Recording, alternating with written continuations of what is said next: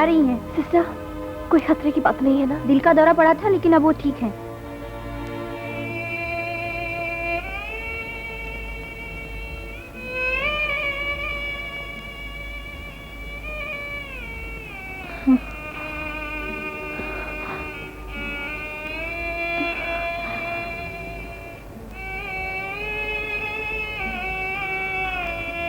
Mummy,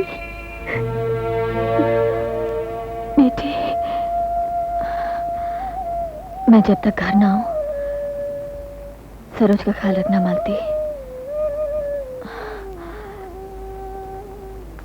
कल फैसले का दिन है, कोर्ट जरूर जाना।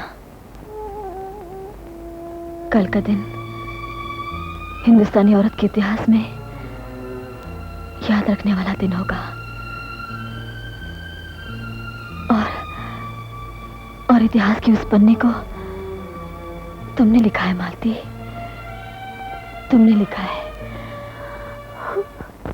मुल्जिम सुरेश ने एक नाबालिग लड़की मालती अग्रवाल को बिन ब्याही मां बनाने का जुर्म किया है।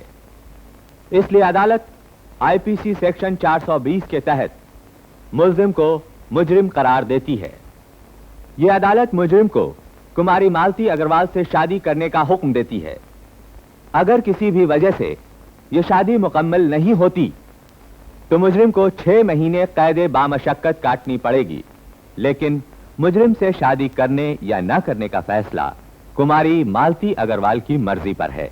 यह अदालत यह भी फैसला करती है कि मालती अग्रवाल के होने वाले बच्चे को मुजरिम का नाम मिलेगा और वो बच्चा मुजरिम का कानूनी वारिस होगा। मैं शकुंतला देवी एडवोकेट की मांगों को मंजूर करता हूं और जाती तौर पर सरकार से अपील करता हूं कि नीति शास्त्र और न्याय शास्त्र बदल दें, जिससे औरतों के साथ होते हुए अन्याय खत्म हो जाएं और उन्हें इंसाफ मिले।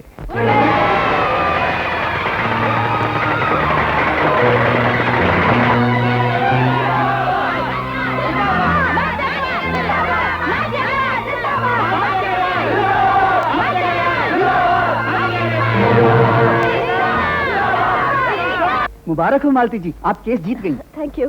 अब आप बाइज्जत शादीशुदा जिंदगी गुजार सकती हैं। मैं अपनी जिंदगी सुरेश के साथ नहीं गुजारना चाहती।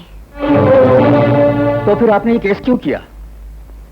इसलिए कि दुनिया को मालूम हो जाए कि मेरे बच्चे का बाप कौन है और मर्दों को सबक मिले कि वो लड़कियों को धोखा देके बच नहीं सकते।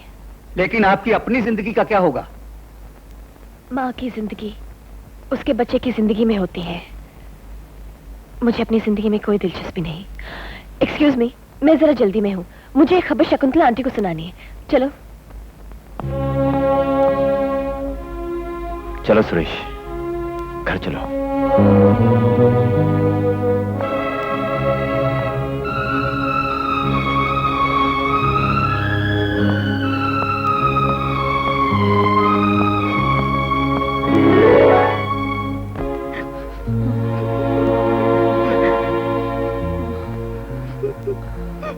आंटी,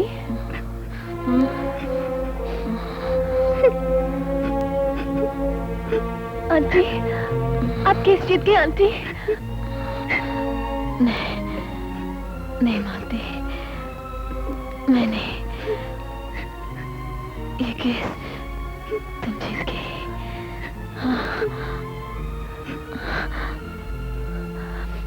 सरोज, सरोज, सरोज का ख्याल रखना मालती। मम्मी आंटी,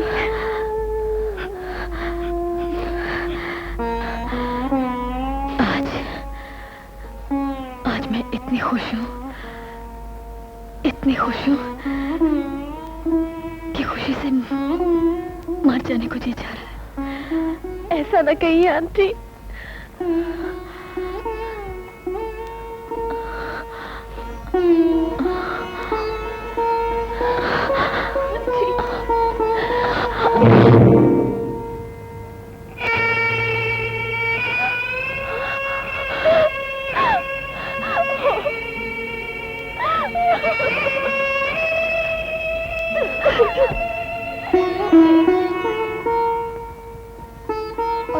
जिन्होंने समाज और कानून से इंसाफ मांगा और चैन से आखिरी सांस ली, अपनी जायदाद और सरोज को मेरी निगरानी में छोड़ गई।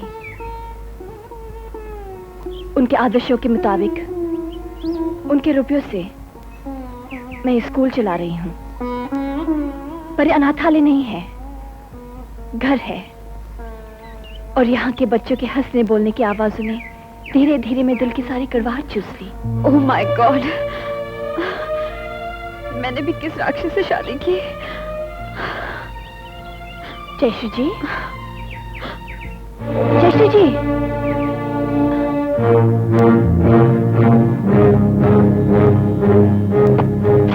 जयश्री, मत छुओ मुझे। पर तुम जा कहाँ रही हो? कहीं भी, पर तुम्हारे साथ नहीं रहूंगी। मेरी बात तो सुनो।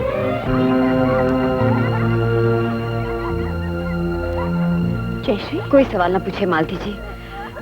मैं भी आपके साथ यहाँ रहना चाहती हूँ, ताकि यहाँ के बच्चों के हंसने बोलने की आवाज मेरे दिल की करवाहट को निचोड़ फेंके। बच्चों जैसी बातें न करो जयश्री, तुम ब्याहता हो। ब्याहता की जगह आश्रम नहीं, घर है। जो हुआ उसे भूल जाओ और सुरेश को माफ कर दो। कभी नहीं। क्या आप उसे माफ कर सकेंगे? क्या ये बच्चों से माफ करेंगे? मैंने बरसों अपने निजी नरक में जलने के बाद ये जानना है जयश्री कि माफ कर देने से और कोई बड़ी चीज नहीं होती। एक बार माफ करके देखो, जिंदगी और भरपूर हो जाएगी। तुम सुरेश की ब्याहता हो, उसे छोड़ो मत। अपने प्यार मोहब्बत से उसकी आत्मा को चमचमा दो। जीवन बस वो एक पल है जिसमें आदमी खुश हो, बाकी तुम मौत का इंतजार है। सारी बातें जानने के बाद मैं वहां खुश कैसे रह सकती हूँ?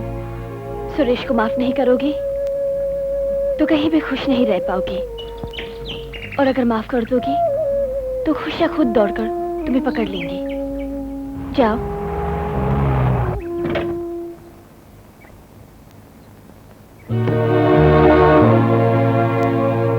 उन दिनों जवानी के जोश में अंधा हो गया था। दुनिया की हर खूबसूरत चीज को पाना चाहता था, लेकिन जवानी के जोश और अंधेपन में भूल गया था कि जिंदगी सिर्फ लेने के लिए नहीं, कुछ देने के लिए भी बनी है। मालती, मुझे अपनी भूल का प्रायश्चित कर लेने दो। मेरे बेटे और मेरी बहन को लेकर अपने घर चलो मालती। नहीं सुरेश, रवि और सरोज दोनों समाज से मेरी लड़ाई का एक हिस्सा है, मेरे हथियार हैं। मैं इन दोनों को एक खुले आजाद वातावरण में पालूंगी, ताकि ये बड़े होकर मर्दाना समाज से ये कह सके कि बच्चे हरामी नहीं होते। हरामी होते उनके माँ बाप जो इन्हें स्वीकार करने की हिम्मत नहीं करते, और उन्हें यह सिखाना ही मेरे जीने का मकसद है। जयश्री, अगर तुम वापस नहीं गई तो मैं ये समझूंगी कि मैं हार गई। सुरेश,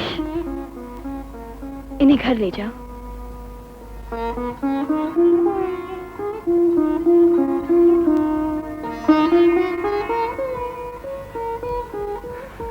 घर चलो जयश्री।